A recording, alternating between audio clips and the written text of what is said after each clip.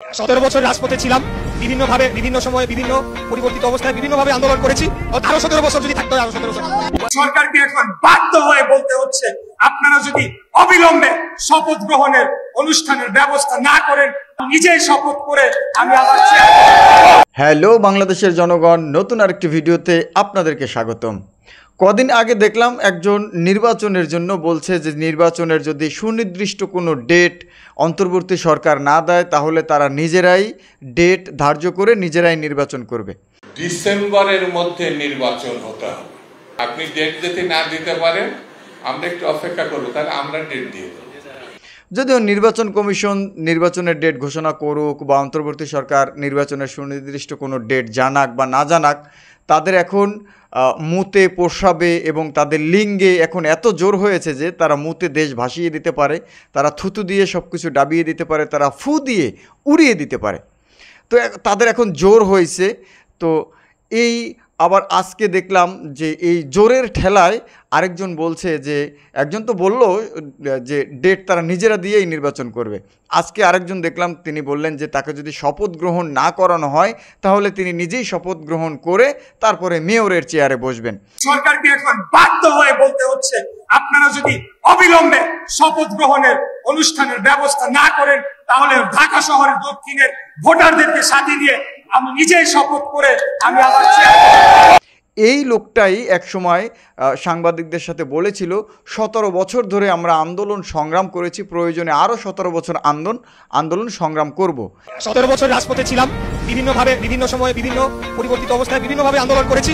অতএব কতদিন থাকবো যদি এখন বলেন, তাহলে এটাই বলতে হয় যে আরো 17 বছর যদি থাকতো, আরো 17 বছর। কিন্তু শেখ হাসিনা যাওয়ার পরে তারা যে উল্লাস করেছিল, এই উল্লাসের পিছনে কিন্তু একটা বিশাল কাহিনী ছিল।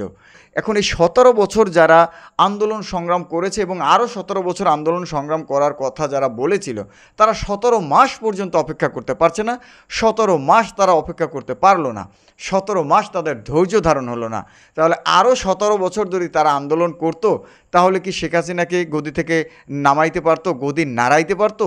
জীবনেও পারতো না। বরঞ্চ যারা শেখ হাসিনার গদি নাড়িয়েছে, শেখ হাসিনাকে দেশ থেকে পালাতে বাধ্য করেছে, তাদেরকেই এখন তারা পায়ে পিষে মেরে ফেলতে চায়, তাদেরকেই এখন শালা বলে গালি দিচ্ছে।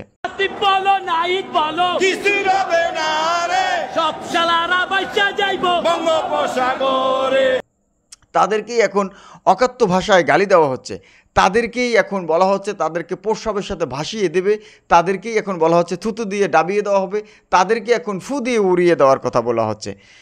যারা কিনা এই কষ্টগুলো করেছে, দেখেন এই ছেলেটা কত কষ্ট করেছে।